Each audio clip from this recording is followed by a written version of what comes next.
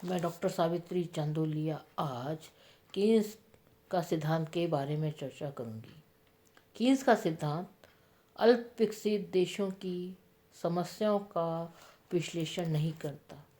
यह उन्नत पूंजीवाद देशों से संबंध है।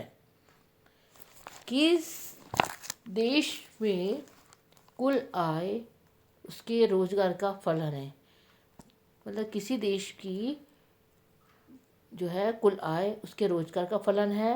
राष्ट्रीय आय जितनी अधिक होगी उससे रोजगार की मात्रा उतनी ही अधिक होगी। रोजगार की मात्रा वास्तविक मांग पर निर्भर करती है। वास्तविक मांग रोजगार तथा आय के संतुलन स्तर को निर्धारित करती है।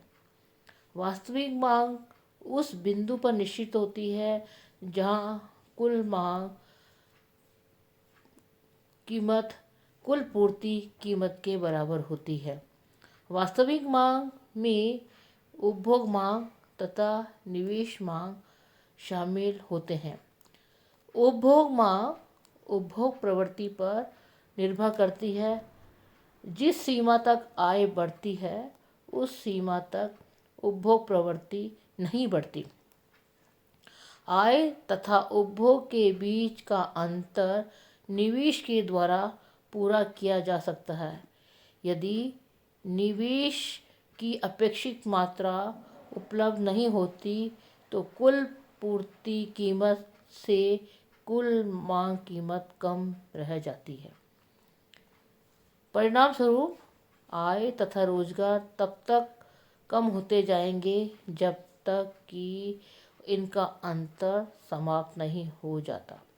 इस प्रकार रोजगार तथा आय में परिवर्तन बहुत कुछ निवेश पर निर्भर करता है।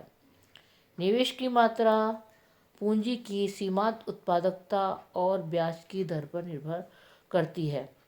पूंजी की सीमांत उत्पादकता नई पूंजी परिसंपत्तियों के प्रतिफल की प्रत्यक्ष दर होती है।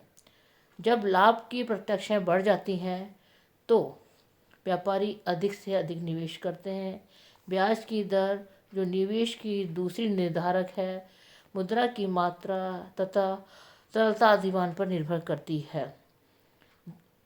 पूंजी की सीमांत उत्पादकता बढ़कर या फिर ब्याज की दर घटाकर निवेश को बढ़ाया जा सकता है।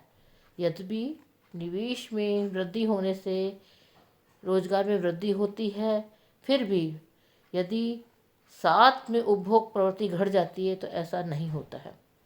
इसके विपरीत यदि उपभोग प्रवृत्ति बढ़ जाए तो निवेश में वृद्धि के बिना भी रोजगार बढ़ सकता है। निवेश में वृद्धि से आय बढ़ती है। बढ़ी हुई आय से उपभोग वस्तुओं के लिए अधिक मांग होती है जिसके परिणाम स्वरूप आय व रोजगार दोनों में वृद्धि होती है।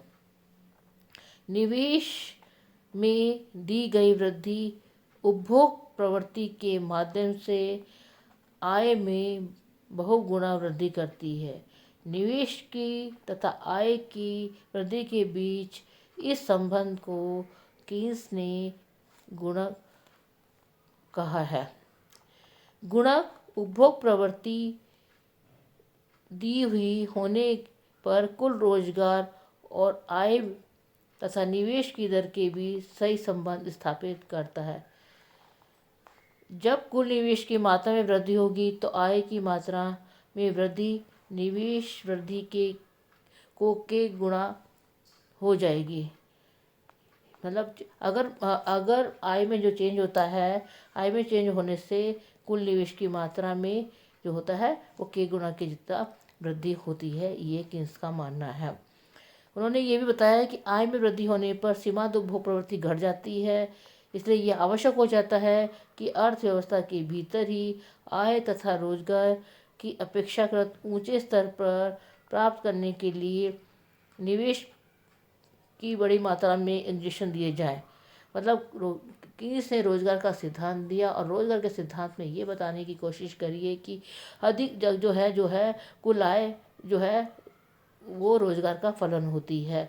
और जिस देश की राष्ट्रीय जितनी अधिक होगी उसमें उतना ही रोजगार की मात्रा में वृद्धि होगी। तो अर्थव्यवस्था का विकास करना है तो अधिक से अधिक निवेश किया जाए, अधिक से अधिक उत्पादन किया जाए, अधिक से अधिक लोगों को रोजगार मिलेगा। जिससे रोजगार मिलेगा तो ये चक्र चलता जाएगा और राष्ट्रीय जो एक अर्थव्यवस्था का विकास होगा, लोगों को सभी को रोजगार मिलेगा और अर्थव्यवस्था का विकास, जिसके सिद्धांत में यही बताने का प्रयास किया है।